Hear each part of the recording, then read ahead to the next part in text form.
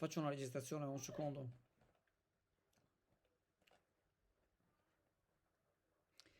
La riorganizzazione degli uffici postali in Veneto sta toccando diverse province con tagli agli orari e chiusure che impattano soprattutto in zone rurali. Fortunatamente le 3 sedi di Chioggia, Borgo San Giovanni e Sottomarina restano operative e mantengono l'orario continuato, con apertura anche il pomeriggio.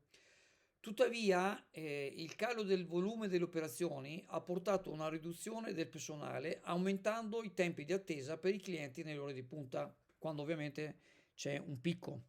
Nelle zone circostanti la situazione è più critica, ad esempio l'ufficio postale di Boscochiaro ora è aperto solo 3 giorni a settimana, mentre altri uffici nel Cavarzerano hanno chiuso. Come non ricordare poi l'ufficio delle poste di Cavanera d'Adige, chiuso ormai dal 2023 e ormai credo che ce la siamo messi tutti via che ormai non sarà più aperto. Il fatto è della politica, la strategia economica delle poste per razionalizzare i costi è in risposta al crescente uso dei servizi digitali. Ormai tantissime operazioni, anche come il pagamento delle bollette, l'F124, insomma tutta una serie di servizi possono essere fatti online, ma ci sono anche punti vendita che realizzano questi servizi, svolgono questi servizi.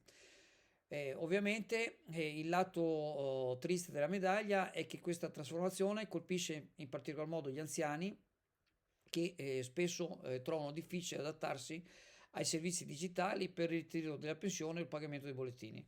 Quindi c'è da dire che ci sono anche molte persone che in realtà da un punto di vista anagrafico non sono particolarmente anziani, ma comunque hanno una scarsissima familiarità con la tecnologia e riscontrano difficoltà nell'utilizzare strumenti come il Postamat.